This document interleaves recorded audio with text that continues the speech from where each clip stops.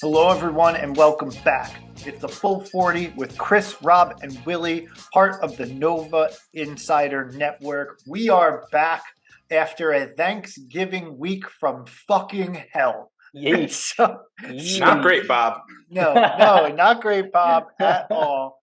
But we're here, and in this case, I really genuinely feel like we're doing God's work because we have quite a bit to talk about. We're going to talk a lot. This is going to be a little bit of a therapy session.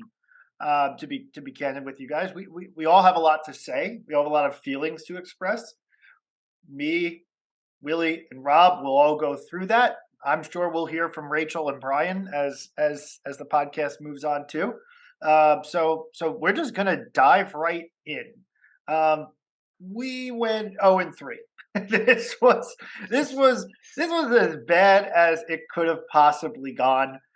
Because of everything worked out as every turn went poorly.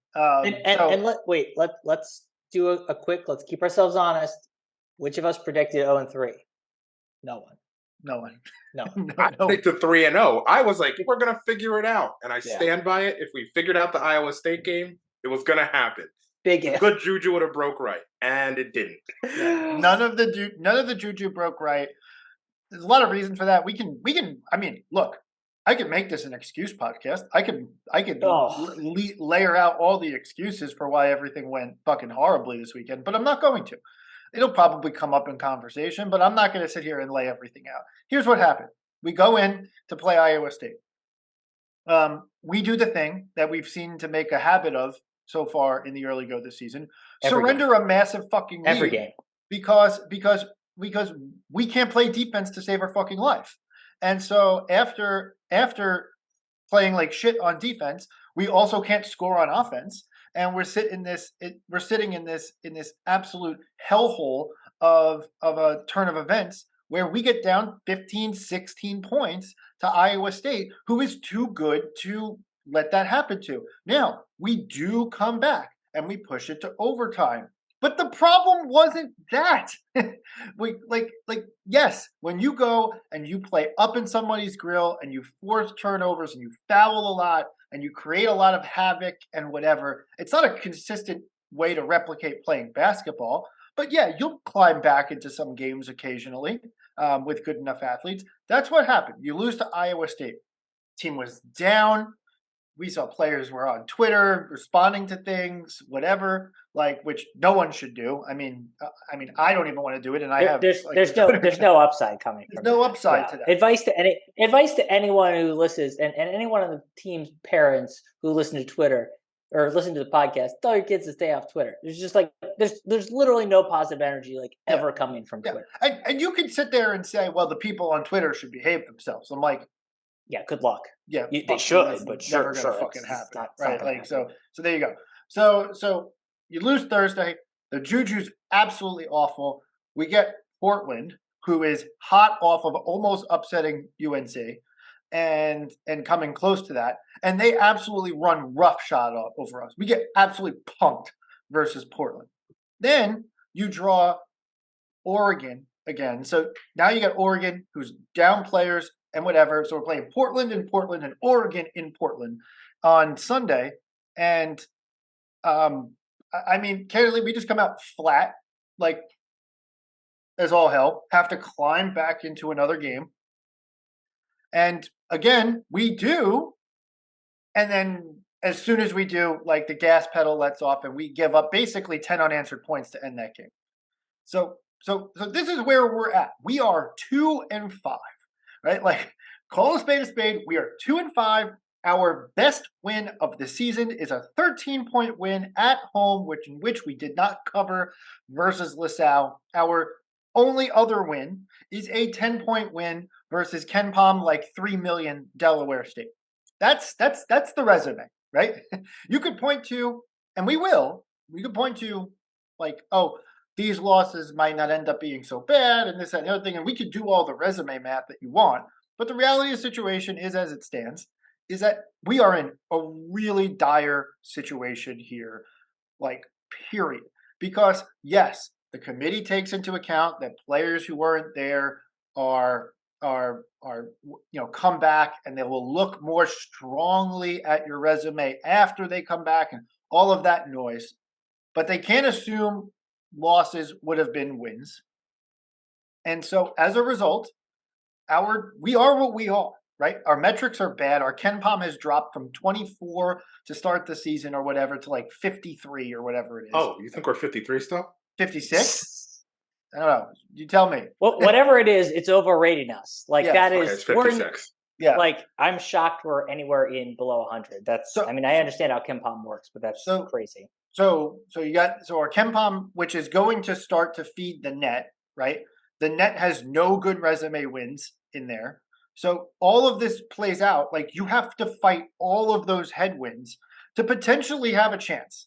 And candidly, where the fan base is at right now, accurately, is we really don't have a chance, right? And I will argue, and we'll get into this later on the podcast as we talk through things, that there's a path. But right now, it's hard to see the team like all of a sudden starting to play better. And that even includes Whitmore maybe coming back. News is that he's coming back very soon or imminently. And Justin coming back in January, which was the latest news from Dickie V today. So I that's where we are, guys. Let's have a chat. I have a like 6 words, 7 words. I'm not doing the math on it. That summarizes the last 7 games of the season, the 3 games over Portland. We do not know how to win. It's that simple. There is everything, and it comes to focus. It comes to discipline. It comes to I can't even say talent, because the reason we get back into the games is because we're more talented, and we might focus for 6 minutes at a time, but we don't know how to win. If we look at every single loss that we've had outside of Portland's the only loss where they really just kind of slapped us around, which was kind of absurd that Portland did that to us. But every other win, it came down to we started off slow. We don't know how to we don't know how to get off to a fast start. We pull back in the second half.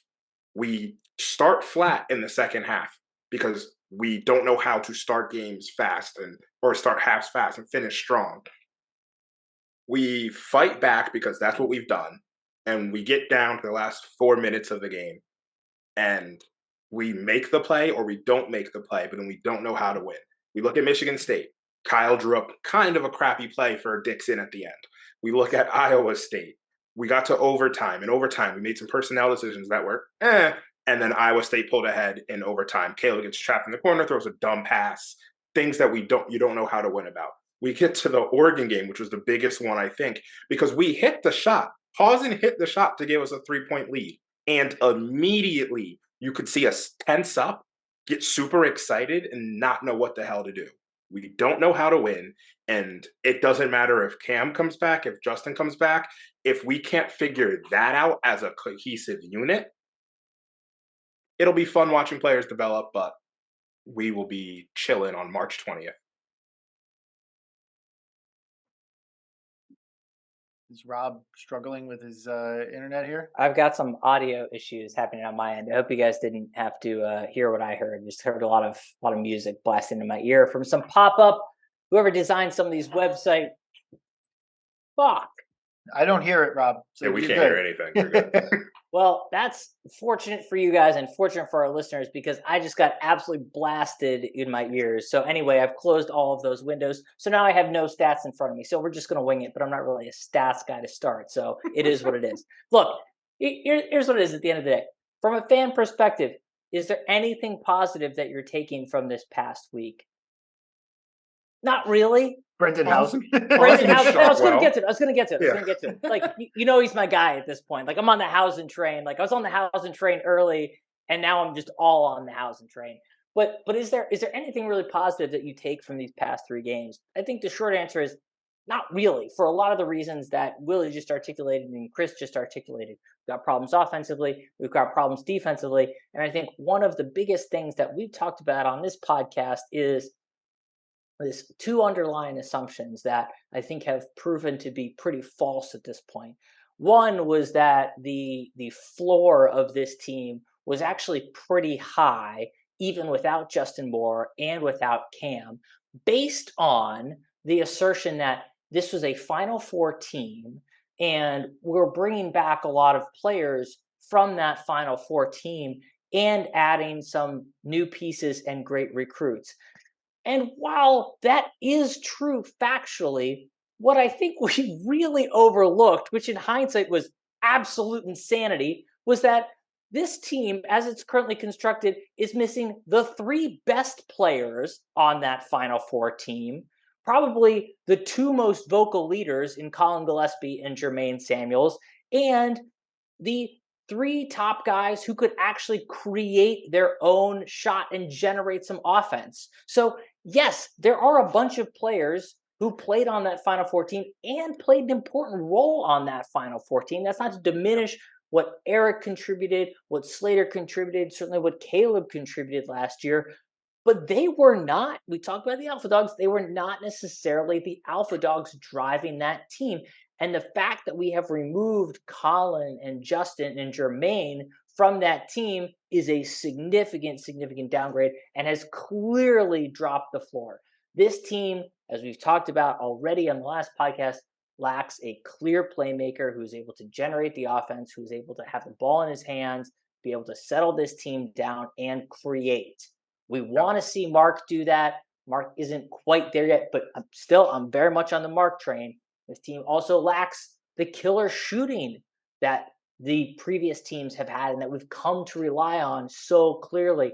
Brendan Housen, I think, is showing pretty clearly, with the exception of the Portland game, is showing pretty clearly he can step into that role and is absolutely ready to step into that role and shows just kind of a killer mindset from my perspective when he gets into the game. So anyway, that's kind of the first premise that I think has actually been kind of shot down. And I think that's a little bit on us for understating. It's actually kind of crazy to think about, right? Chris, I know we're both raising our yeah, Chris, we spent the past like 3 years basically talking about how great and how important Colin and Jermaine were. And we've been huge Colin fans for the long time. If you go back and listen, like the track record's there. But honestly, I think maybe we just got kind of tired about talking about his greatness for so long. And we're just like, okay, he's gone. Like a new breed coming in. Like it's easy to replicate. It's not. And that's what we're feeling right now. And the second thing that I think is, we've been assuming all along is Justin and Cam are right around the corner.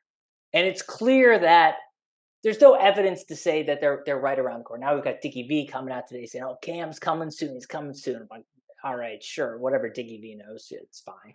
And Justin, I don't know. We put a lot of stock in, hey, Justin's coming back early. I know I was the first one to say he's absolutely playing in December. Granted, we're not even into December yet, but we're still assuming that both of those guys come back and are able to contribute meaningfully to this team. And I think as I'm trying to reset my expectations, assuming that Justin Moore is coming back 75%, 80% of what he was last year, I think is a little bit of a fool's errand. I hope I'm absolutely wrong, but I think if the fan base is putting their stock in that, they're setting themselves up to be disappointed. Cam, I don't know. I hope he comes back soon.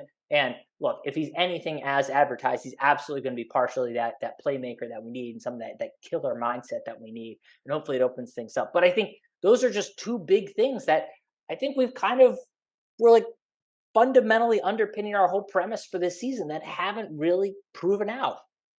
I don't know. Chris had a hand up. Willie had a hand up. I'm going to let Willie go first. Yeah. Can I nerd out for 1 second here? Yeah. So you were talking about Colin, Jermaine, and Justin missing Yeah. them. And I wanted to do something, and I was like, well, what were the win shares? Win shares is an estimate of how many wins. No, don't do win shares, Willie. Willie, don't do win shares. And I was like, what were the win shares? It's essentially like, how many wins is this player responsible for over the season? We won 30 games last year. Between Colin, Justin, and Jermaine, they were responsible for 16 of those wins.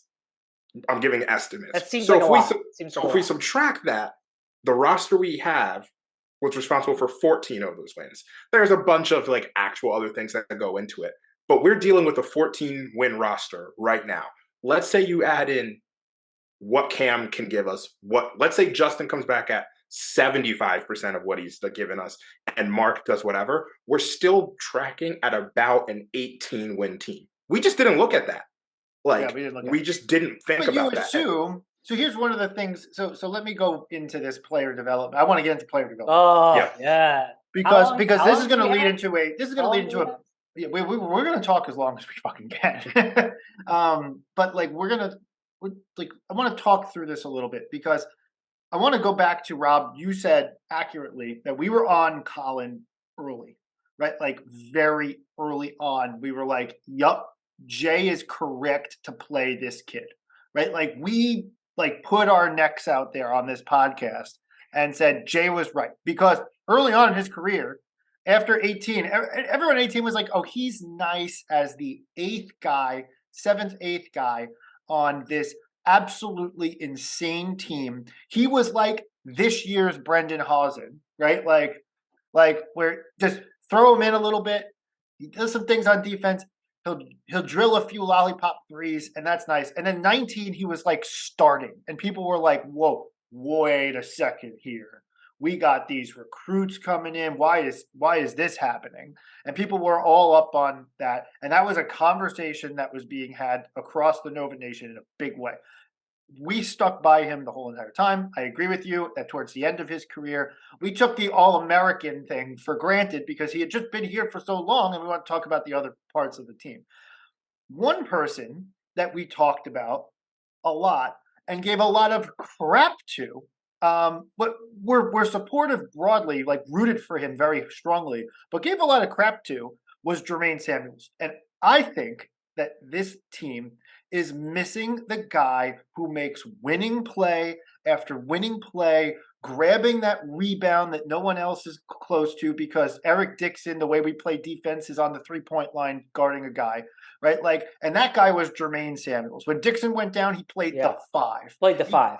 Yeah, right. Like, and by the way, bodied Adama Sanogo in the Big East tournament, right? Yeah. Like, and we just didn't fully appreciate Jermaine Samuels during that time because we were just like, well, we didn't see him in the box score. And we're like, we knew that he contributed in ways that would impact the game that wasn't necessarily showing up in the box score. I don't think we appreciated just how significant that was. When Willie talks about this team does not know how to win, the player that I thought of most of was actually Jermaine, right? Like Jermaine was willing to be humble enough to just do whatever the fuck it took to win and didn't give a shit that all everyone wanted to talk about was Colin Gillespie.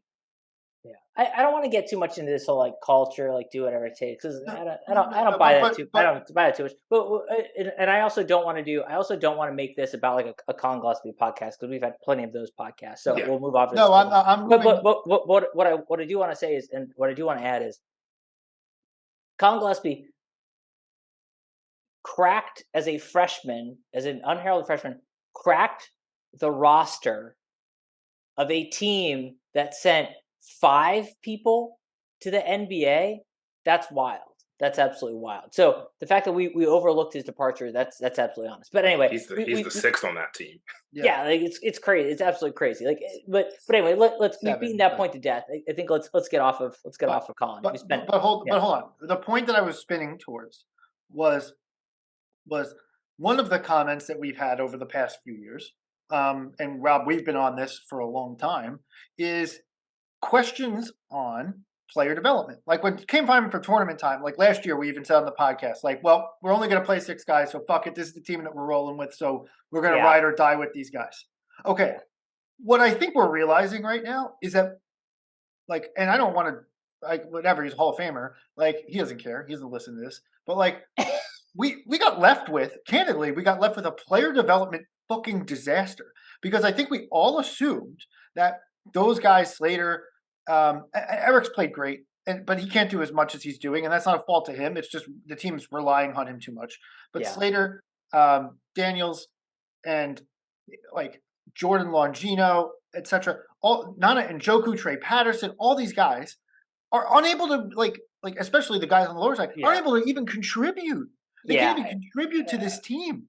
Yeah, and I don't know. I don't know if that's. I don't know how much. I think part of that is on player development. Maybe part of that is like, look, I don't know. Maybe there's some like recruiting misses in there because there just seems to be a pretty clear track record of you either crack the roster, you crack the rotation as like a freshman, sophomore, or like your ceiling ends up to be like, it's like a pretty good role player, and that kind of goes back to our earlier debate about like, hey, are you waiting for Slater to be an absolute killer? I'm not waiting for Slater to be a killer because like I haven't seen it. I haven't seen a track record, and I think he's one who falls into that camp of, hey, look, it took a few years for you to crack the roster, and you crack the roster now, but like you're not giving us that killer versus like Colin cracked the roster somehow as a freshman and he was like an absolute killer, right? So like I don't know how that plays out, but I think your point is well taken. Like we could spend days on player development. I think we should spend some more time on it. It's like it's a travesty right now. Like the fact that you've got not to knock the guys on the team, but like these are all like everybody on this team was like a heralded recruit coming out of high school. Like there's talent on this team.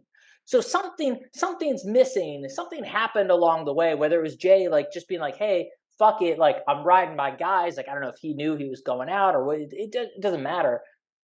Something fell down along the way that these guys weren't ready to come in and contribute when given the opportunity. And I think that absolutely falls on Jay, like 100%, full stop.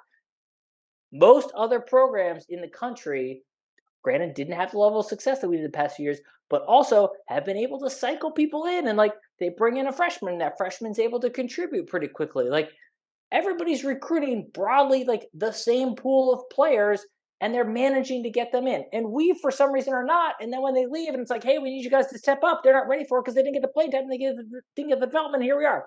Rob, 100%. But forget even freshmen. Trey Patterson's been here for 2 years already. He came early. He's been here for 2 years. I'm not hating on Trey. This is not about Trey. It's not about the individual players. It's not about the individual players at all. Yeah. These guys can't contribute. It's on the staff. Because guess what? While Jay was riding Colin Gillespie and Jermaine Samuels and those guys into the ground to the Final Four last year, which I would never get back.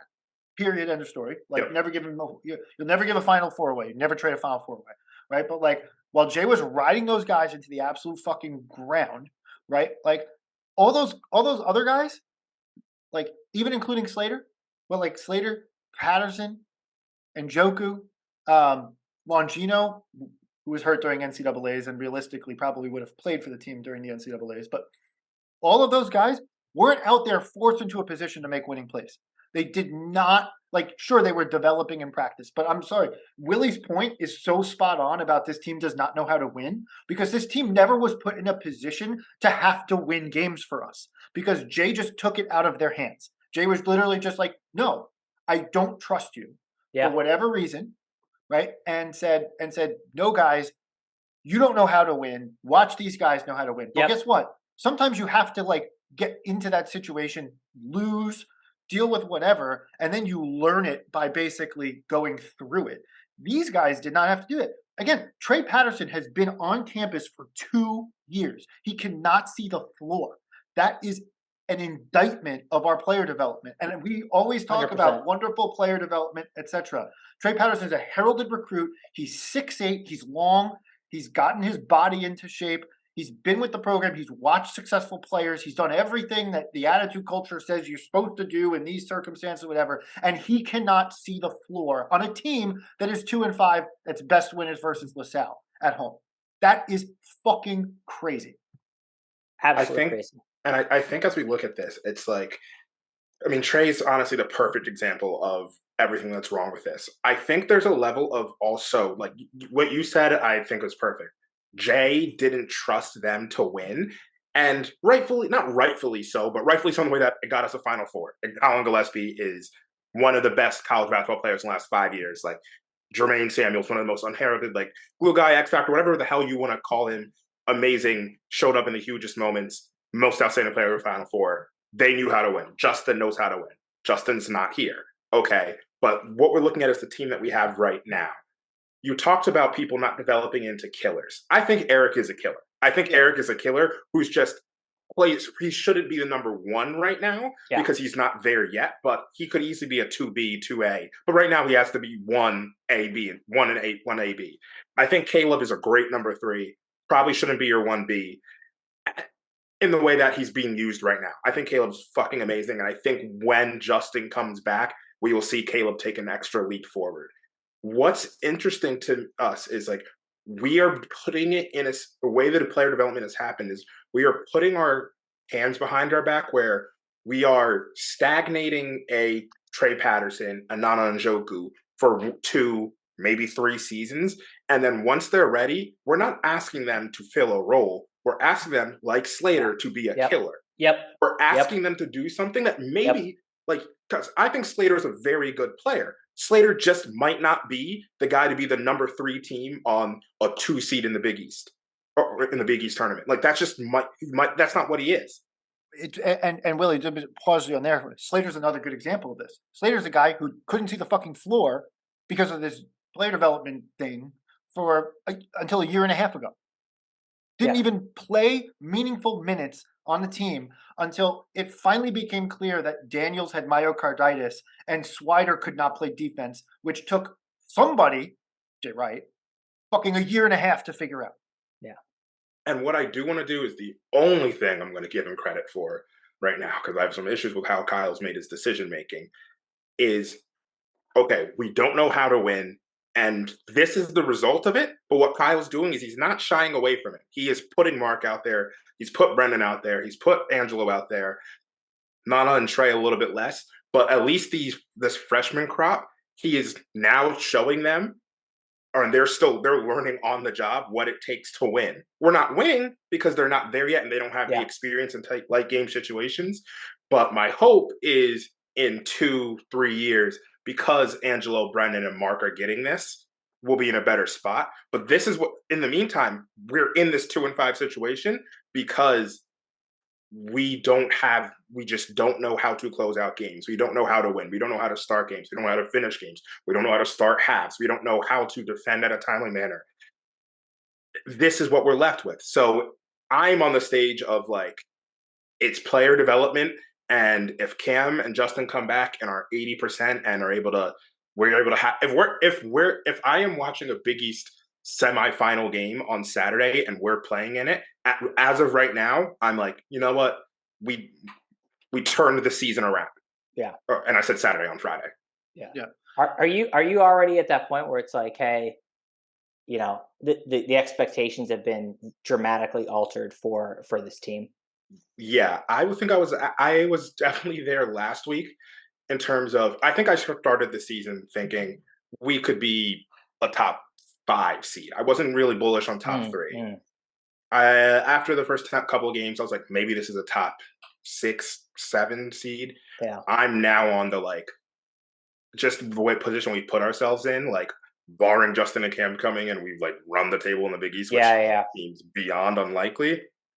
This is a 9-10, like likely an 11, assuming we get in. Like that's assuming we even get in. And that's at best. And that's because of like, I get it. Cam, we're waiting for Cam and Justin. I completely get it. And yes, we are, but we're not waiting for them in a vacuum. These losses affect our resume. So like every game they're not here makes it tougher to win long term. And once again, they could both show up and it's like, oh, this still doesn't work with both of them. And then we're just kind of like, all right, well, this is it. Yeah. Right. Absolutely. Willie, do you have a strong feeling about the 7 p.m. Madison Square Garden Big East 2nd seed game? Because this podcast has mentioned dozens of times how much they prefer that. I don't know if you're on board with that. I'm honestly a fan of like later. Give me the late game. I think it's as late as it goes. Yeah. I think so. Yeah. Is that the latest one? I thought there was a 9. No, there's a 9:30. Yeah, I thought there was a 9:30. That's what I like the most. Because I like being out on a Friday night and like looking up at the bar and being like, oh shit, we're still playing. And then just like a Pac-12 game. Yeah, Pac-12 after dark. That's what I want to say. Hawaii football. Right. So Willie, you brought up Kyle. Obviously, we've spent this last few minutes killing Jay, right? Like, and a lot of people are going to be like, how are you killing the coach who's not the coach of the team, right? Like, and so fair. There's been a lot of fucking talk on the Twitter BU Hoop Sphere, Villanova fan commenting areas in general on the job Kyle Neptune's done or not done so far this season. So let's dig into that a little bit. I do want to talk about like what specifically is plaguing this team, but let's talk about Kyle because we've been talking about player development, coaching, talking about some of the position that Jay left us in here, which like goes back to what Rob's premise was building off a Final Four, great people, whatever. And we're like, okay, now we were just unwinding that, but now we're here in this situation and we're 2-5. And Willie, you brought up an interesting point. One thing that you could give Kyle credit for is that he is reaching deeper into that bench. I agree. I mean, one thing that I'm 100% certain of is that Kyle plays the freshmen, plays the younger guys way more liberally than Jay ever would. Jay would be riding Chris Archidiakono 35, 40 minutes every single game, no debate. And a guy like a Mark Armstrong or a Brizzy or whoever, Housen, wouldn't see the floor. Like the fact that Neptune is willing to put Housen out there when and basically it's a fold on defense because he basically plays zone every time some of those guys are in there, which is essentially just a vote of no confidence by the coach because you can't execute our defense, period. So we have to go zone as a result of that. But whatever, it's not like we're good on man anyway, so who gives a shit? Right. But like, okay, so like there is literal noise out there being like, Kyle's not the guy, cut bait as soon as the season's over, like fuck it, like whatever. I just want to call this out. I obviously wrote a big thread on it on Twitter yesterday or whatever. That's a fucking insane thought, right? Like that is absolutely insane. Let's first talk about it on the merits. We are 7 games in to a team that is clearly injured. All the reasons that we just said. The coach left abruptly at the end of the season. He got a call on Tuesday and was the head coach on Thursday, right? So like in April, right? So this guy has had very little time, realistically, to get into the group. And a lot of the noise out of the program was it felt normal because Jay spent time in the way of the summer. We don't have to rehash all of that. But I think we got lulled into this, right? Like Kyle Neptune has not had a long time with this team, right? So that's one. Two, like we go back to the point on the playing minutes and whatever. I struggle to find like the lineup choices that Jay would have made. Like we could talk X's and O's, but I struggle to find the lineup choices that Kyle's made that would have produced better or different results than what Kyle has because of the limitations. Right. So that's 2. On the merits, 3, we are 7 games into a coaching career, right? Yeah. Like just like this is a guy who was an assistant on 2 national championships, several Big East championships, countless wins across the program, was in charge of recruiting, player development in some situations, spent time as a video coordinator. He has plenty of coaching experience and high level coaching experience and did a good job at Fordham, right? So let's just lay out the facts there. There is no world in which any school, let alone Villanova, and let's get into that in just a second, but let alone Villanova, like fires their coach after 1 year, absent some type of major scandal, right? So that's 1. 2, Villanova. Villanova is not going to move on from coaches quickly. If you pay attention to what Villanova has done across all sports, candidly, you think of how long Harry Peretta was the coach at Villanova women's team. You think of how long Andy Talley was the head coach of the football team. Lapis got the better part of a decade. Rolly Massimino was around for 20 years before he bolted to UNLV because it just got uncomfortable on the main line. And Jay, as wonderful and Hall of Famer as he is, was granted 3 years of NIT teams before he played a singular game in the NCAA tournament. Now he took over from Lapis. The program was in a worse candid position than that. But like granted 3 years. Someone posted on Twitter today, Jay Wright lost 53 games before he coached a single game for Villanova in the NCAA tournament. I thought that was a great stat. So Villanova is not going to move on quickly from a coach. It's not how we do things. We've had like 10 coaches 12 coaches maximum in the whole entire pantheon of 100+ years of Villanova basketball, and we've had exactly 4 in 50 years. Okay, so it is not going to happen. This is not going to. So my ask to you guys is, you're going to have to wait this out for no less than 3 to 4 years. So you better stop that narrative. I don't want to lecture fans. I get why you're pissed, like we've articulated, but that concept and that like line of discussion is so stupid and so pointless that you're wasting your breath.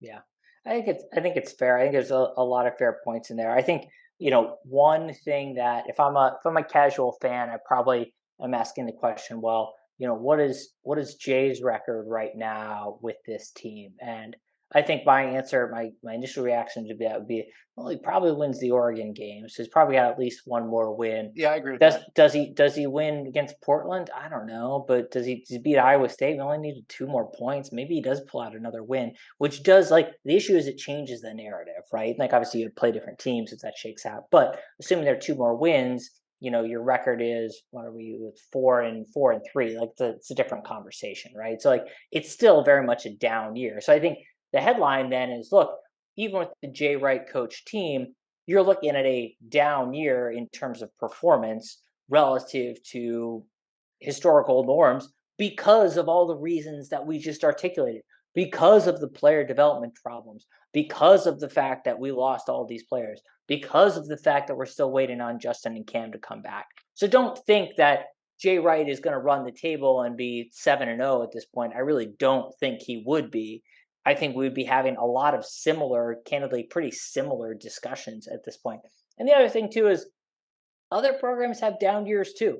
Like, Villanova is not immune to this. Like, you look back at some great programs and some great coaches, like, they do have down years. Like, Calipari in the COVID-shortened season was very below 500. Like, there are down years. And, like, that just happens as players come and go in the programs. And, yes, we've had a blessing of basically a decade of sustained excellence after our one downturn, but like things naturally ebb and flow, and this seems to be one of our ebbs or one of our flows. I don't know what means what, but like you've got to kind of deal with that as a fan. Like, anybody who's been a fan of any team for any length of time knows that it's not all glory all of the time. Like, Chris, you're a Yankees fan. The Yankees have down years, as much as you don't like to admit it, right? Like, it just happens, right? That's part of being a fan. So you've got to kind of deal with that. Kyle doesn't deserve all the blame. Does he deserve some of the blame? Yeah, for sure. He's the head coach. Yeah. Of course he deserves some of the blame. Absolutely. Like, would Jay Wright have been the solve? No, he absolutely would not have been the solve. So, like, I don't think we're trying to, like, fool anybody. But I think it's just kind of like realizing where we are. And I don't know, go fucking along for the journey a little bit. Like, Kyle's learning on the fly. Like, my perspective is, if he gets some of these young guys on the floor and we see some player development and we see people getting a chance, we've been clamoring for that on this podcast. Because frankly, I think it's fun to see people grow and the team get better over time. Yeah, it's going to be rough. But you know what the last time was? You know what the last time that we had a huge downturn and what came out of it? Well, Ryan Arcidiacono and Daniel Sheflu started, like, essentially Villanova, 3.0 or whatever you want to count it, and started kind of like the modern culture of that. But that was a turning point, and it started at a really dark time. And at that point, people were calling for Jay's head, right? And look, he had built a track record, so he got cut some slack there. But if we go through a dark period this year, like, it can be okay. Like, the world is not falling. Like, just because you have a down year, and we're not saying it's like it's totally washed off. Like, we could see a lot of positive signs this year. So just give everybody a chance. Like, take a deep breath. Still be pissed. Like, I want to see people win too, but like also be realistic. And like, I don't know, all these guys are fucking trying their best too. Like, fuck it.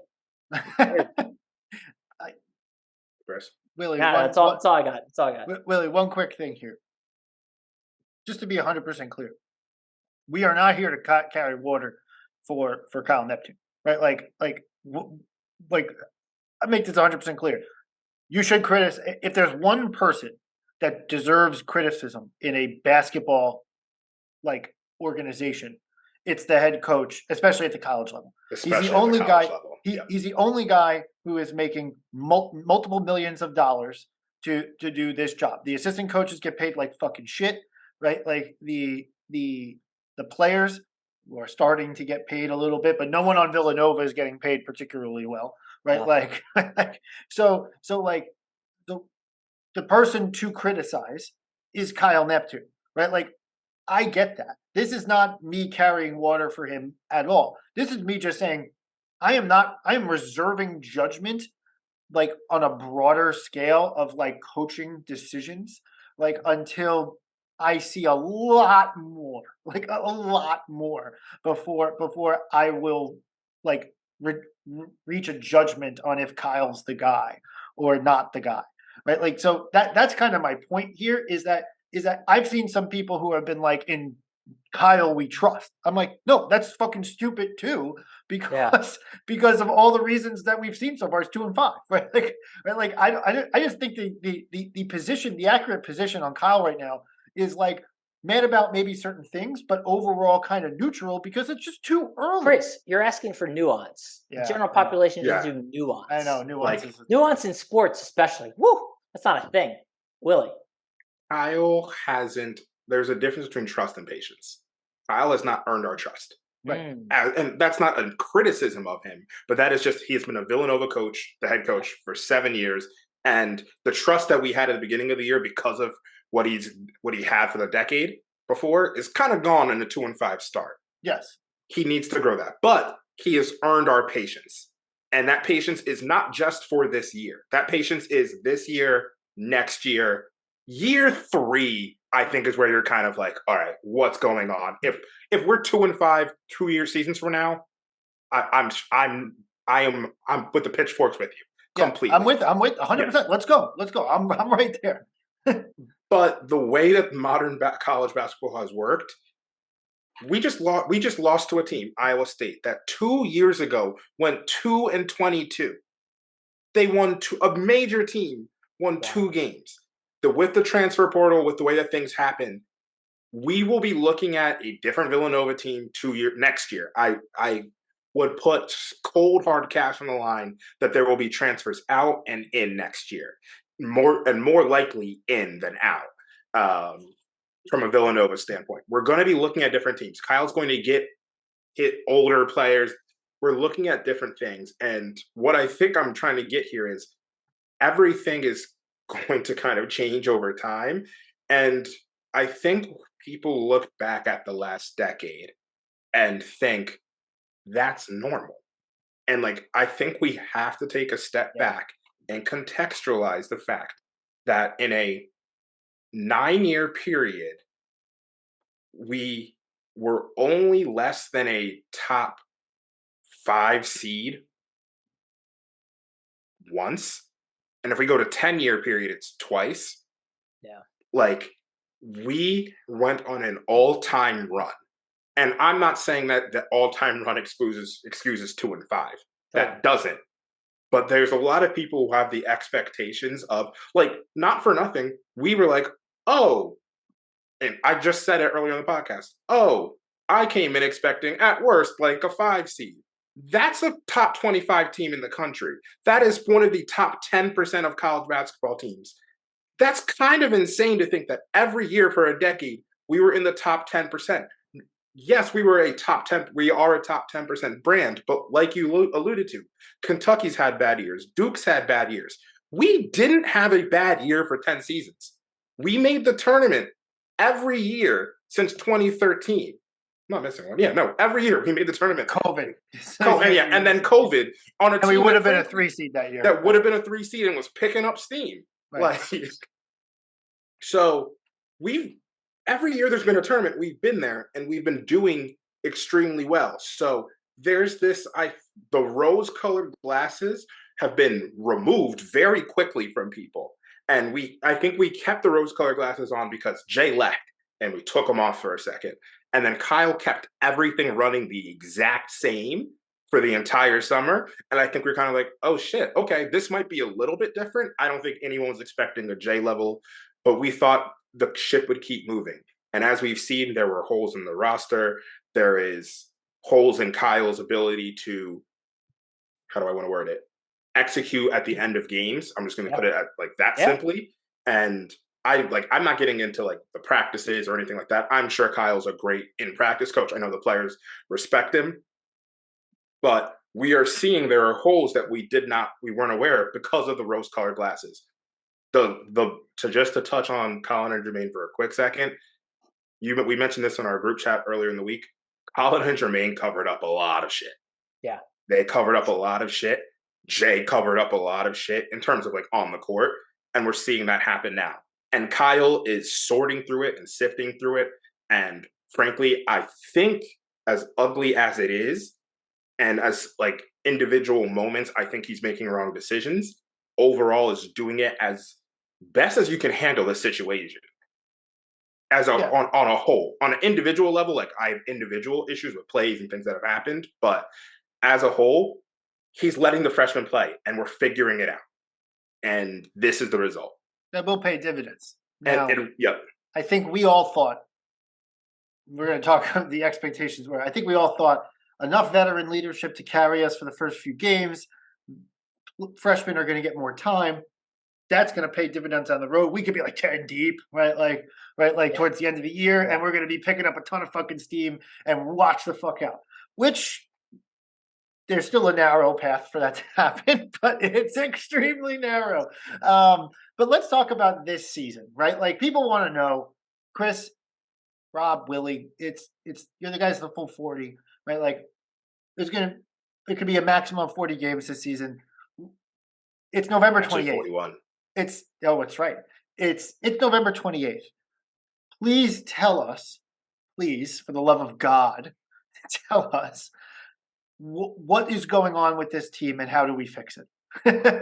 right? Because I am not ready, right? Like me being a fan, right? Like I am not ready to just say, Fork's done with this team, move on to 2023, because that's easy to do in February or January. That's a lot harder to do in November, right? So like, let's just talk that, right? Like, let's let that be the next element of conversation is where do we go from here this season, right? Like obviously a lot starts with Cam Whitmore coming back. A lot starts with Justin Moore coming back, but let's just talk about the team as currently constructed. What can be done right now to fix this team? What is the schematically going wrong, etc.? So I want to talk about defense in particular. Offensively, our Ken Palm, now some of it is waiting from prior year, etc., yada, yada, yada, all that. But like offensively, we're 22 from like an offensive efficiency standpoint right now. I think if you just look this year at isolation, it's got to be worse. But you're 22 in terms of offensive efficiency. You're like 100 plus in terms of defensive efficiency. So let's just start at defense. Like, what is going wrong on the defensive end? So first off, to the point that Willie made, Kyle was keeping everything the same. We are playing principally a switching defense, right? We are switching 1 through 5 all the way through. This is the full high level of difficulty switching defense that Kyle is deploying, that Jay has deployed over the years. These guys are not executing the switches. Even the veterans are not doing it, right? Like, so forget the freshmen aren't figuring out the juniors and the seniors and the sophomores are not communicating well enough on the court to appropriately switch. So these guys are getting lost in the switching defense, leaving 3-point shooters wide open. Yep, and we are giving up career nights to like everybody. Everyone. Walk-ons on Oregon. Like. Yeah, walk-ons on Oregon, just absolutely torching us from deep, right? That is like critical. 2, one thing that I've been seeing over the last few games, Portland included, which you wouldn't expect off a mid-major team, we're getting assaulted on the glass. Absolutely demolished on the glass. So no second possession on the offensive end, and on the defensive end, giving up tons of them. So yeah, if you give someone a minute to score, they're gonna probably score. Yeah. So you're giving up a ton of extra possessions, a ton of extra shots, like percentages wise. You're just giving teams more at bats to score more points. So what can be done? One thing that I was candidly, I don't want to name drop here, but I was texting with Daniel Shefu about this. I don't want to take credit from the point, but he was like, I think I would stop. I think he kind of said, what if we stopped? What if we stopped having Dixon? No, not switching altogether, because I don't think you can unwind a full switching defense. But one wrinkle that you could have is stop the switch at the top of the key where Dixon picks up the one in the pick and roll. And then you leave a very weak, because all of our point guards are young and not as body ready, a very weak point guard to defend the post. And then they run a lot of different the other team is running a ton of different action, getting 3-point shooters open, or we're just getting absolutely fucking murdered underneath. And Dixon is guarding the 3-point line when the shot goes up and we have to make a rebound. So keep Dixon home on the PNR and have him drop into coverage there and deal with the consequences of that. I think that little wrinkle, that little idea, I think makes actually a lot of sense. I've been like, that's my solve. Yes. I was maybe going to go as far as saying stop switching everything, but realistically, I think we have the players and the bodies to switch at worst 1 to 3. And 2 through 4 we can and switch. 2 through 4. Yeah. It's where the mismatch happens is what you've called out. If we stopped, or what Dio called out, if we stop doing that, in theory, what you've now put in is on a pick and pop situation, you're putting Brizzy up against Sonogo, but Sonogo's on the perimeter.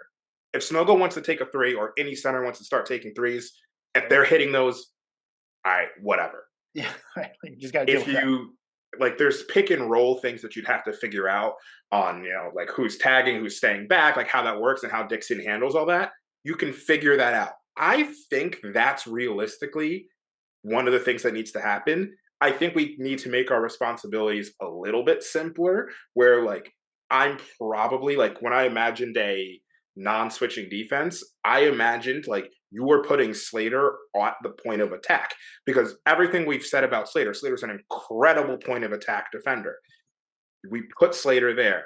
I just, without getting too into the X's and O's, switching is one thing, and then I think you went back to something that we really haven't done, and I don't know if it's just because of youth or like lack of execution, and maybe like Longino's knee injury, which we haven't really spoke about, which like I don't.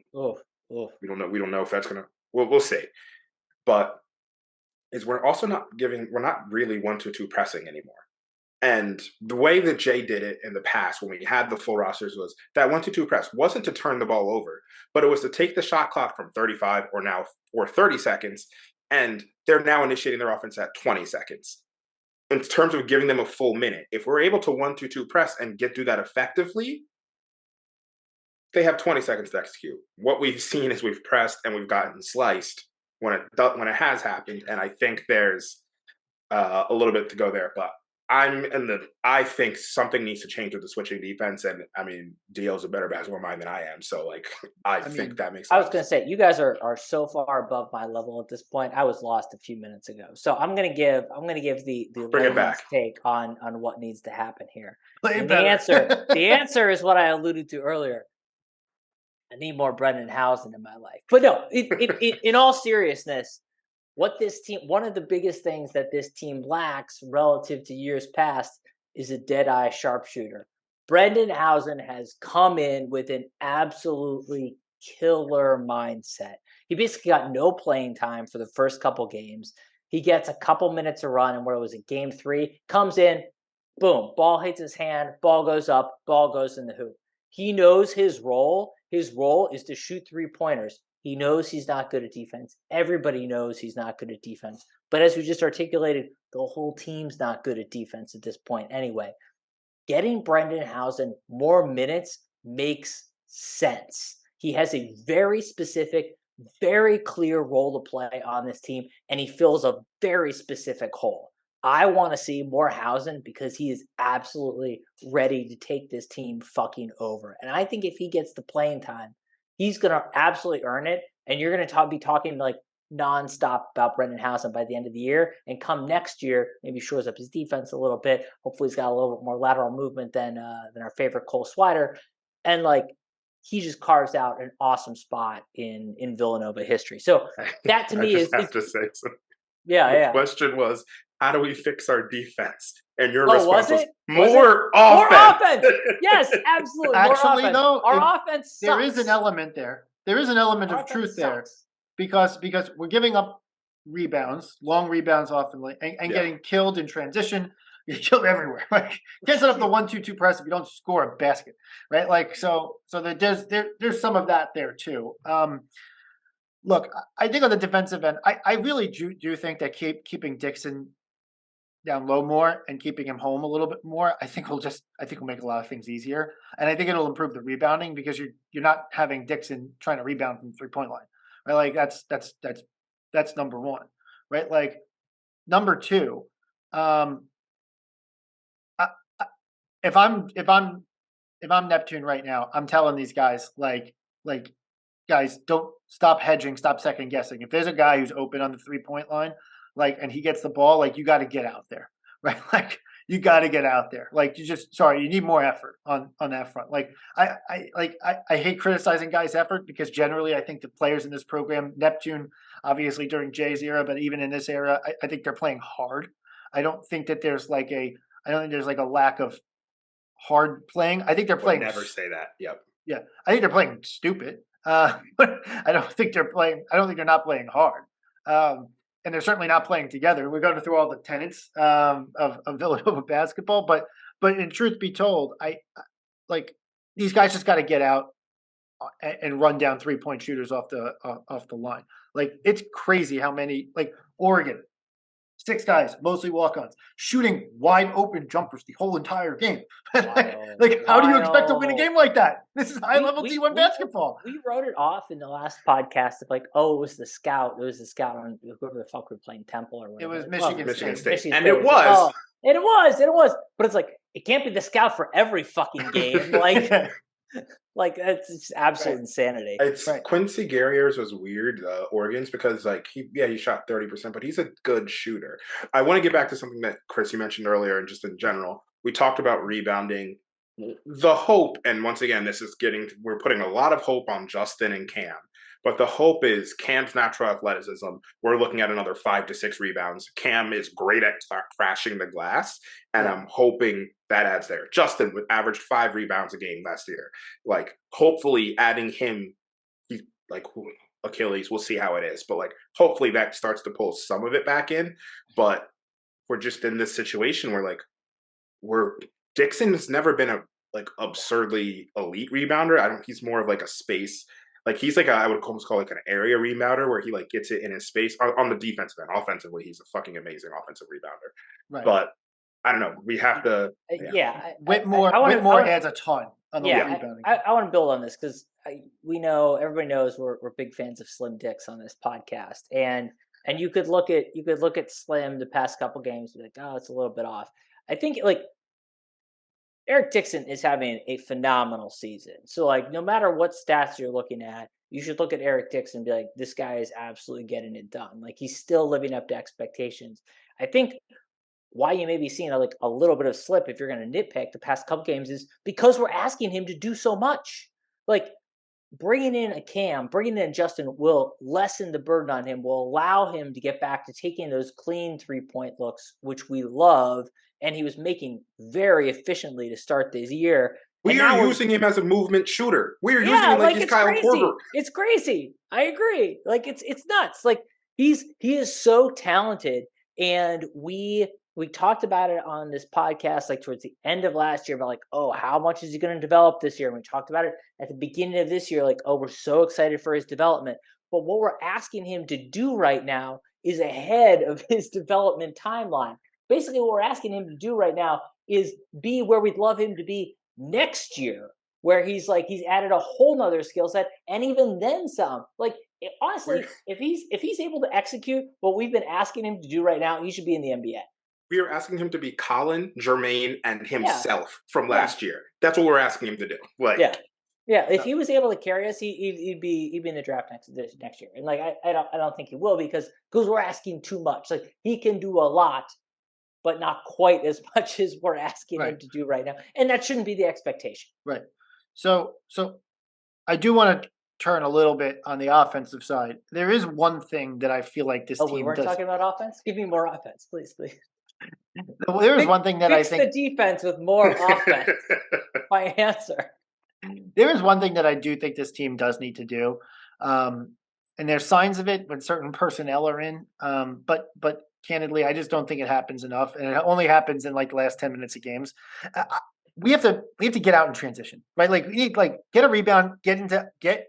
What is Get- that? Can you? What is this term you used? Not sure what that means anymore. Get this team. One of the things that I did see positive this weekend was that in the half court, I did feel like Arch was trying to contribute on the offensive end and not just like playing 4-on-5. It didn't result in improved.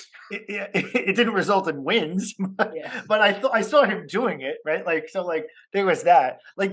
It was cute that we got to have the conversation about like the Arch Brizzy Armstrong minutes conversation a week ago. Like I want to go back to that time. That was a great problem to fucking have.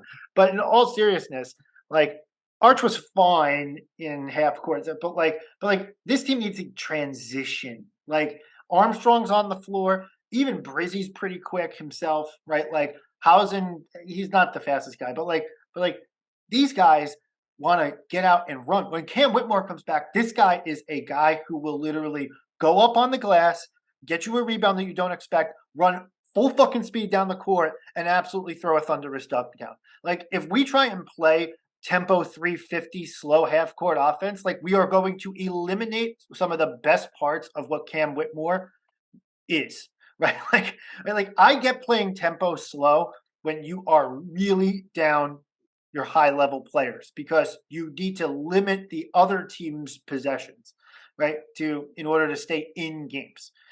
But in this situation, right? Like with Armstrong on this team, when Whitmore comes back, and candidly Slater's been there the whole entire time as a transition guy, right? Like this team needs to get out and run.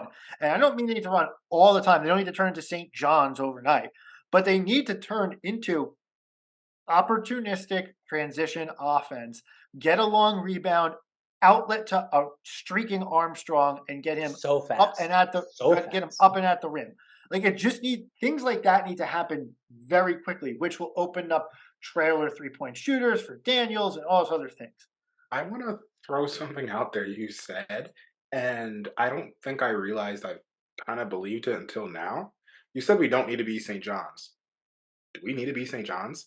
Is playing more helter-skelter, fast, like flying around on defense exactly what this team needs to be doing, where it's less thinking and it's less commitment to the tenets that we've done, and it's a little bit more loose and flying around and moving quicker. Like I know you said we don't need to be St. John's, but like I think if you let Armstrong take more gambles on defense, he's going to miss a lot more, but he's going to get a lot and he's going to get in transition. I think if we start running a little bit more, like we're going to make some mistakes, but there's going to be things there.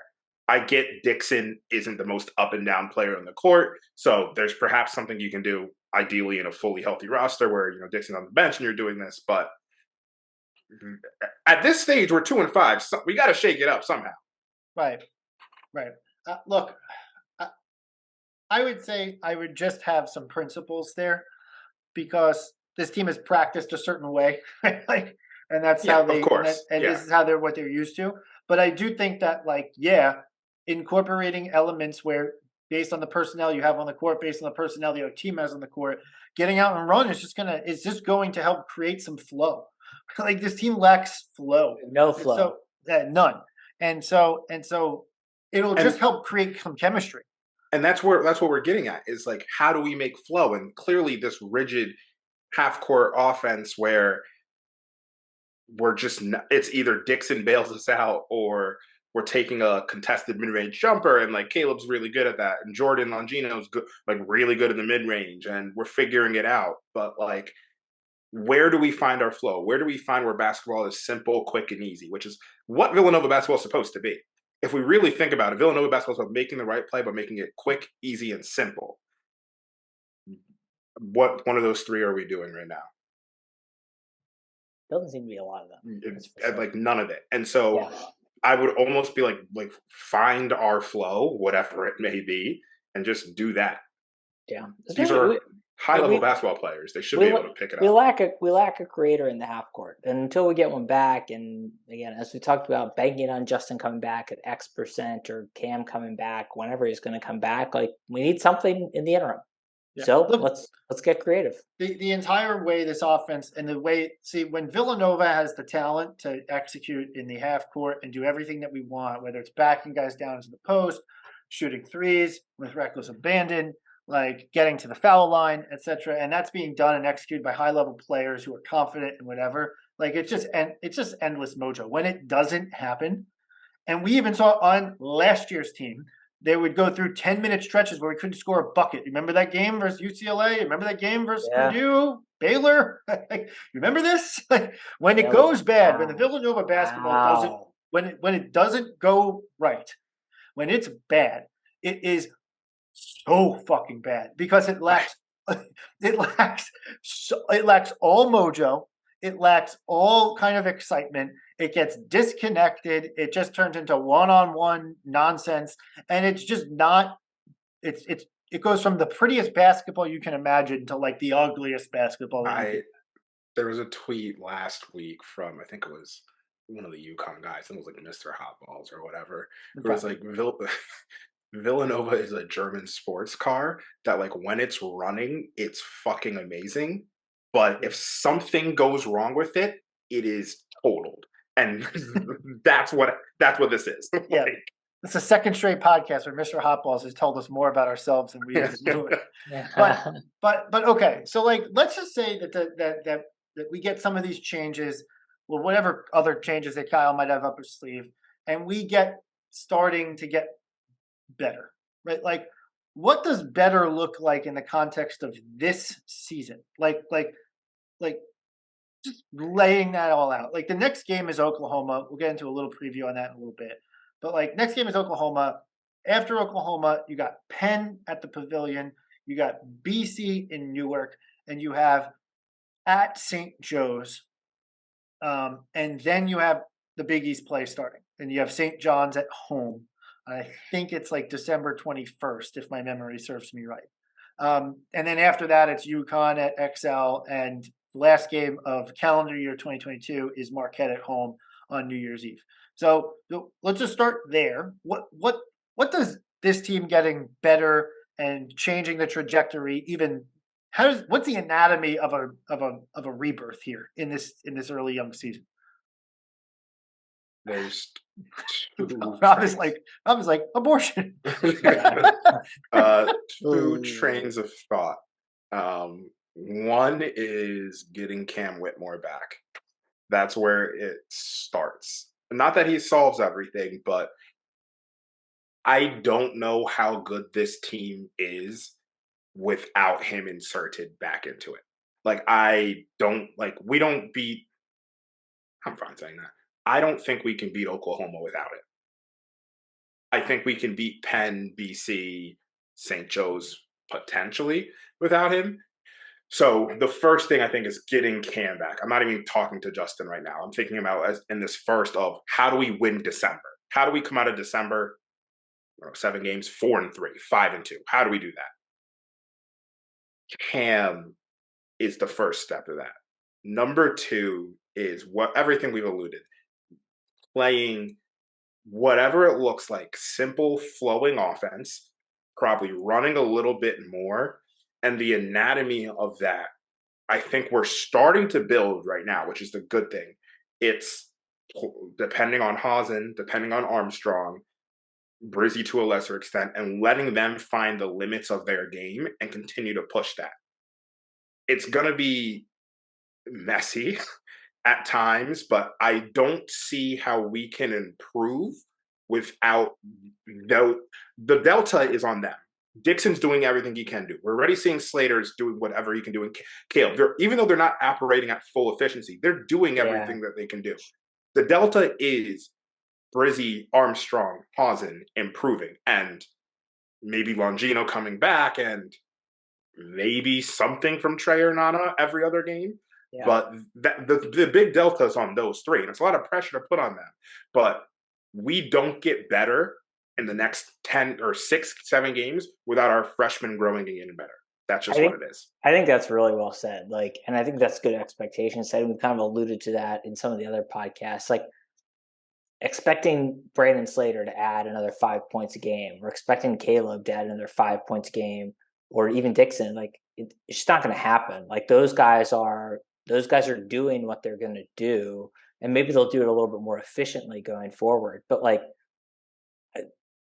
what you see is kind of what you get in my mind with those guys. So Willie, I'm totally on board with what you said. I think it all makes sense. Like, you know, if I take a view of hindsight, like, look, if we had Cam, you know, are we getting 2 more wins from the past few games? Yeah, I think we are, absolutely. We had We're 2 baskets games away completely. Yeah, we're literally like 1 or 2 baskets away. Like we're at least 2 more wins for sure.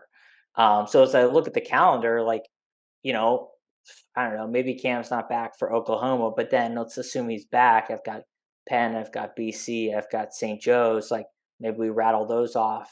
You know, with Cam, I feel better. I do feel better about this team. Like, period. Like if he is as advertised, he's an absolute difference maker. You don't get to be a top 5 projected NBA pick if you can't come in and just absolutely slaughter Penn and BC and St. Joe's. Like Right. St. Joe's fielded, no offense if he listens, which I'm sure he doesn't, but like St. Joe's fielded Ryan fucking Daly last year. Like that dude like belongs at the YMCA. Like Cam Whitmore is going to see him on the floor and just absolutely crush him. Obviously he's not there anymore, but you get my point. Like we should be able to rattle off those 3, and St. John's is, I mean, St. John's is St. John's, like always athletic, as Chris likes to point out. But maybe you pick that one up too. You're not going to beat Marquette, or you're not going to beat Connecticut. That's for sure. No, no, you're not beating. We're not beating UConn. We're not beating UConn. You can chalk that one up as UConn. Yeah. Yeah. Like I think UConn's lost. I think there's a chance for us to rattle off 4 after that if Cam is back. If Cam's not back, I'm changing that prediction. Period. And then I think Marquette's, you know, we'll see how things are going, but ideally things are gelling at that point. So, you know, is there a world in which we get out of December with a 1, 2, 3, 4, 5-2 record?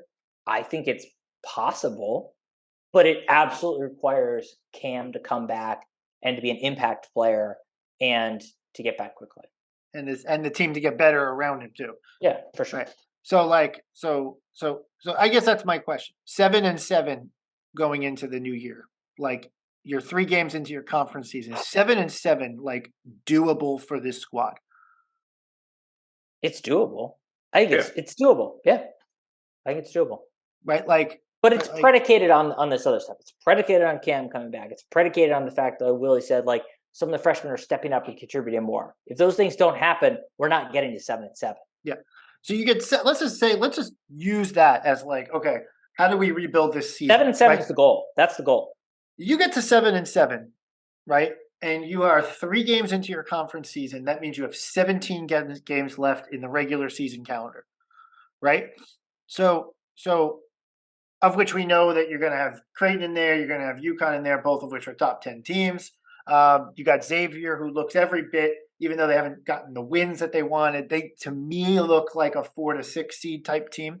Like I'm a believer in Sean Miller's Xavier team here in the early go, right? Like the Big East, the bottom is Georgetown. That's a fucking disgrace. But like other than that, is like kind of middling. This is not a high end Big East season. Like you have a couple elite teams or potentially elite teams who could go deep, who could make deep runs in UConn and Creighton, and then you have a bunch of teams that can kind of play various degrees of the middle ground. St. John's probably on the high end of that, and you know maybe a team like a DePaul or a Butler on the lower end of that, right? Like so that's kind of like the unit that you have in the Big East.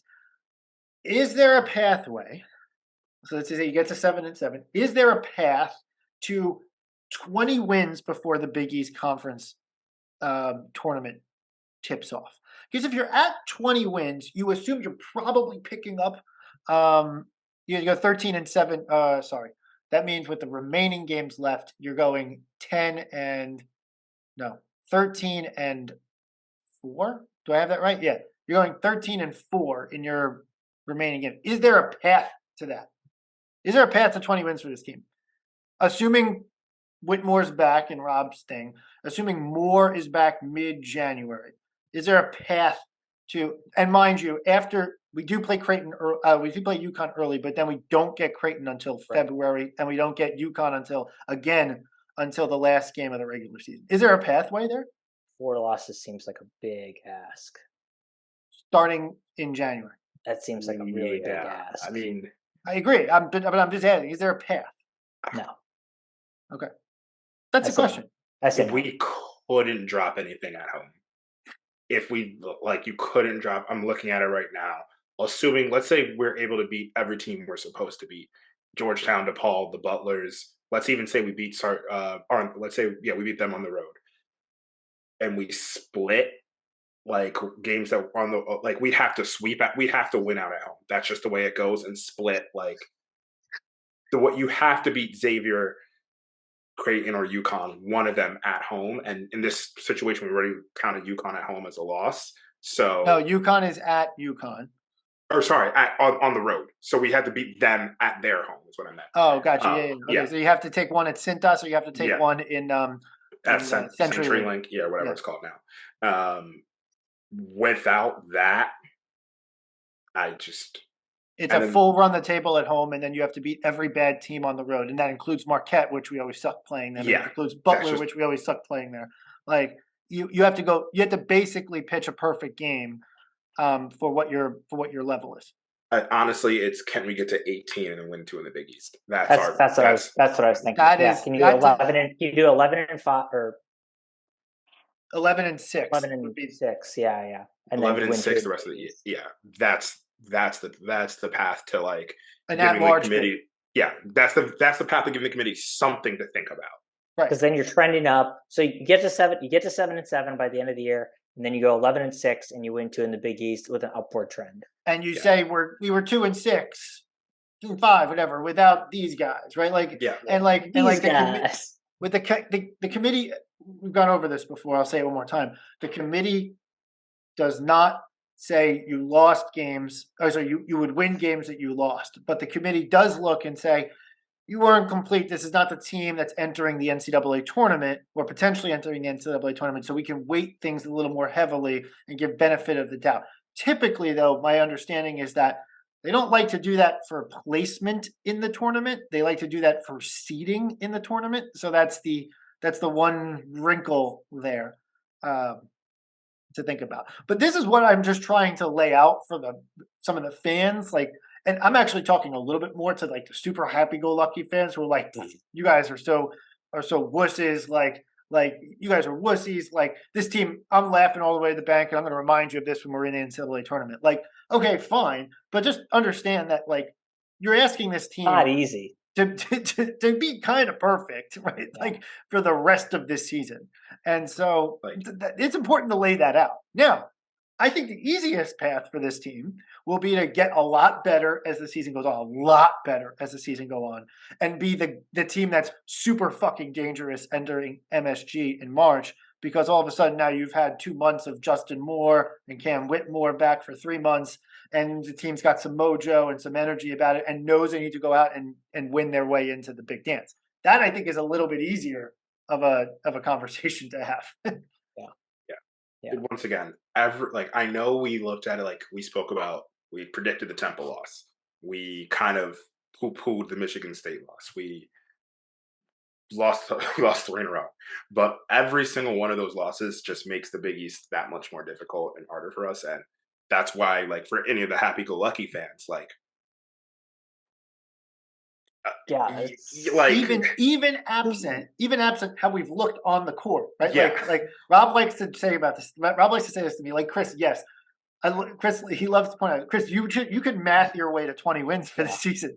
But is the team actually going to play better? The math is getting harder. Regardless of how it looks, the math is harder. Even if the team plays better, the math is really hard to math. Yeah. So that is the big issue. Okay. Oh, all right. I feel like we've talked a lot of this out. I think we should do a quick award session because it's not going to be very long. The Pass the Fucking Ball Award that week goes to everybody. To the Villanova men's basketball team. Villanova men's basketball team, candidly, the entire fan base, myself included. Like I'm willing to give the Pass the Fucking Ball Award to just Villanova in general. Everybody gets it. Everyone gets the Pass the Fucking Ball Award. The Alpha Dog of the week and the Shaq Fit woman player. Is it two weeks in a row? Yeah, 2 weeks in a row is obviously Maddie Siegrist, who just scored her 2000th point. That gets the Shaq Fit woman play of the week, and she's the Alpha Dog of the week. She is currently, if I'm not mistaken, the leading scorer in women's college basketball. I believe that is I believe that's a real stat that exists. Rachel, you are Willie. You've confirmed this. That she is leading scorer in women's college basketball. Like the whole thing. I think she's projected to get drafted too, right? Oh yeah, she'll definitely get drafted. She'll be like a top 10 pick for sure. I also met Maddie. I met Maddie like Willie. I met Maddie like moments after I met you in New Orleans. Yeah, and she was the nicest fucking person on planet Earth. At least that's my recollection. While being absolutely obliterated. I was gonna say memories are probably a little bit skewed at that point, but sure. Chris, I guarantee you that Maddie probably couldn't wait to get away from you. That's the truth of most people, though. That does check. It's just not very nice, though. For being honest. I mean, the truth doesn't have to be nice, you know. And let the record show, Maddie's Shelly Pennyfather is the all-time leading scorer of all Villanova basketball players. Maddie's like 400 and change away from it. If there's something we're watching for, it's the women's basketball team and Maddie Siegrist becoming the greatest scorer in the history of Villanova basketball, men or women's. Yes. She's definitely going to pass Carrie Kittles for men. Like she's like 200 points away for that. At the rate she's going, that's like 7 games away from her. Like she's averaging like nearly 30 a game. That's like 7 games away for her. That's wild. Yeah, 100%. I will say that Maddie will be my alpha dog of the week. She's my alpha dog of the season until somebody takes it from her. It doesn't have to be a guy. It doesn't have to be someone from the men's team. It could be someone from the women's team, but like someone needs to come out here and impress the hell out of me for her to be dethroned. Because so far, as you guys have talked to at length, there's not a whole lot going on the men's side. The women are also 6-1. Are you not impressed by a 13-point win versus LaSalle being our best win so far this season? I mean, listen, if that's what's keeping us in like the top 60 on KenPom, sure, I'll take it. If that's what's doing it for us right now, great. I'm so happy for us.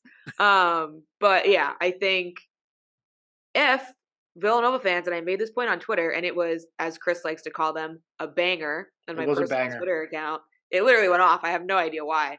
But if you are so upset at Villanova basketball on the men's side, if like you just literally can't take it anymore, might I offer a simple solution? And Brian, don't ask for the TV schedule. Okay. Like the solution really here is watch the women. They're really good. How can we watch them? On your TV, Brian. Interesting. Google it. Sports, baby. You got a lot of the games are on ESPN and ESPN Plus. So not that I'm trying to plug my employer, but just get a Disney Plus account, Brian, and then you can get ESPN too. It's fine. Yeah, you can have the whole bundle. You can have watch some Andor. Watch some DComs. Watch some Andor. Andor's good. I don't know what that is. My God, stop. All right. Anyway, that's all. I like. I'm a little mad because Chris has kind of stolen. I mean, he's been on the Maddie train, but he's like kind of stolen my mantle. Whoa! I think stolen, embraced. We are. Whoa! But I like it. I like it. You know what? We won't promote Maddie anymore. We can go the other way. No. I'm not saying. This train goes both ways. I'm not saying don't do that. I just generally don't adopt Chris's views because I think he's wrong. Jesus, nice to be open-minded. I am getting we're really trying here. I'm getting absolutely fucking annihilated by Rachel tonight. Rachel's basically being like she wanted to get away from you. Like, dude, you left yourself open for the first one. You left yourself open. Oh Mets man, fan. I'm just like a married guy with a kid. Like I'm not that. Like you Trying know, to make ends meet. I was just trying to get her on the podcast, which she agreed to, but probably to get away from me. But Yeah. that's Have you followed up? We've DM'd, but I don't. We have a policy of not having people who are currently players of Villanova on the podcast. Well, speaking of which, the other hottest, I know we're taking a bit of a turn here, but the other hottest thing in town that you could possibly do is if you want to be like Colin Gillespie, you could follow us on Instagram. Oh, That's true. Oh. Because He did Colin follow us. Gillespie did follow us on Instagram. Yeah. May have been by mistake, but he did it. Doesn't matter. And he Can't take it liked back. the message, a DM that we sent. So that means he's not going to unfollow us, I would assume. Must be. He's stuck. Yeah. Can't unfollow us. It's done. All right. Willie, what do you got for us from an Oklahoma standpoint? Like, how do we win this fucking game? Yeah, so Oklahoma's pretty deep. They're running like 8-9 deep of people who are actually like contributing and scoring. They have a transfer from Nevada, Grant Sherfield, very good, like ball handler, scorer. He's just a high level bucket getter. Shutting him down is the key. They have a couple of other players in the Groves twins, both Tanner and Jacob. You might remember them from 2 years ago in the tournament. They were at Eastern Washington when Eastern Washington gave, I believe, Kansas all they could handle. They're both both like centers. Tanner's the better one. Tanner can hit the three. Jacob's a little bit more of a, like, he's a center, but he also plays on the wing a little bit. But both very versatile. And then it's just like a bunch of like smart role players who know their place. They have a transfer from Virginia Tech from GW by way of Virginia Tech, and Joe Bamasil, who actually I think was on the floor when Virginia Tech beat us in the tournament in a November tournament. It wasn't the tournament, but COVID was a whole mess. When we played them around COVID, he was In there. Mohegan Sun. Yeah, in Mohegan Sun, he was there. So he's been he's like kind of been underperforming, but still a really good player. But realistically, it's Grant Sherfield that does everything for them, and they have another kid, Jalen Hill, but he's been kind of less utilized than I think he should be or would be. But realistically, shut Grant Sherfield down. Don't give up open threes to like a random ass player. Like I don't know who it is. I'm going to pick. What's this kid's name? Jalen Hill is a 20.5% 3-point shooter. So I guarantee that he'll go off for 50 points in this game. Exactly. Jalen Hill is the one that's going to kill us from three. So figure that out. But it's a good team. Porter Moser's a great coach. Last year they were picked to do a little bit to kind of like surprise people, and they really they started hot and then couldn't figure it out. This is kind of the opposite, where they lost to Sam Houston State first game of the year, and people are like, uh-oh. And now they've kind of ripped off 6 wins in a row. So you're facing like a pretty hot team that's beaten a decent Seton Hall team that beat a Mississippi team, which is actually pretty good. And one of the best mid-majors in UNC, or one of the upper class mid-majors in UNC Wilmington. So it's a solid squad. I mean, if we do everything we've outlined and we don't give up 17 points to start the second half, I feel pretty good about our chances of being there with the chance to win at the end. But as we've also seen, we've done that regardless, and we're 2-5. So Boomer Sooner, baby. It's at the Wells Fargo Center. It is. So first Wells Fargo Center of the game. I think we have to take into account that students getting drunk on the first game on Saturday afternoon accounts for at least 3 or 4 points. So but there might not be anyone else in the stands to see a 2-5 team. True. I Other feel than Brian. first game. I feel like first game will get a good crowd, and then we'll be done from there. But the first game, they already have their tickets. The buses have been booked. The kegs have been bought. People will be there. All right. Party in D4. That is how we do it. Brian, how are we looking on time? This is a long one. We're like an hour 45. So if you stuck with us this whole time, you probably need to get some real therapy. Done with our We're sponsor. getting Better fucking help. crushed So in this true. podcast. So true. Oh man. All right, guys. Is there Bring it any other home. burning things that you guys got in your head from this Nah. past week, or do you feel like you got it out a little bit? Got it out. Feel good. I feel. What about Rick Pitino? Oh my god. Yeah, I mean, we didn't talk about what does the poor donors and Oh, we did potentially forget about hiring the donors. Rick Pitino. We didn't talk about that. Those are two considerations that were I that were hope brought the up on boosters Twitter. don't take back that new building on Lancaster. It looks really Yeah, nice. yeah. I heard that they're actually going to tear it down and say no, we want our money back, and we're knocking this building down. They're gonna liquidate the stone. Yeah, that's right. That's exactly right. Selling it back to a quarry. And yeah, no, this is just some Oh of my the God. fucking insanity that goes on in Twitter. That just came from one Twitter account by its own. But that's what it is. Someone saying Rick Pitino is the only person that can save us now, as if Rick Pitino is ever going to get hired by Villanova. Yeah, that's chalk that up to If absolutely Rick fucking no way. Pitino even gets interviewed by Villanova, I will eat a boot live on this podcast. I will cook and eat a boot. Amazing. Well, you didn't specify the type of interview. If I just go interview him, does that count? You know, Yeah, if meet you with get Mark- an interview with Rick Pitino, I'll eat a boot. too. Yeah, also that. Yeah. Yeah. That's If you terrific. can get Rick Pitino on the pod, we will eat boots with him on the pod. 100%. I think maybe we should try that. Right? I am. Eat some boots. You understand how much motivation you've given me to do this. Like, hey, Rick, I see you got to have 1 week off in the schedule. Can you come on the Villanova podcast? He's so random. He might. He This just guy he just went and might. coached in Greece for a I few mean, he years just for coaches the fuck of fucking it. Iona. Like, Yeah. it's like whatever. Probably coaches with his like eyes closed. He like, wakes up. He's like, oh. let's do What this." coach do you think we could get on the podcast easiest? Currently coaching another school. Currently coaching another school. Chris Mack. For some Just reason, kidding. the guy who sticks out the most to me is Dan Hurley, because he's so fucking random. Like just comes on, just talks a bunch of shit, shuts us down, gets off the podcast. Oh man! Man. I mean, coaching another school, Baker Dunleavy is the kind of like the That's easier, probably that's actually the easiest answer, right? Like Yeah. Pat Chambers, maybe, right? Like he was coaching Florida Gulf Coast. Wow. We get He Pat Ewing, but does he count as a coach? Oh man, we're still talking on the podcast. By the way, we've done this 2 podcasts in a row. We're just Oh, being God. fucking random down this stretch. I'm delirious. Oh god! All right, let's guys. bring it home. Well, if we ever needed a week off from Villanova basketball, it's until this Saturday when we face the Oklahoma Sooners.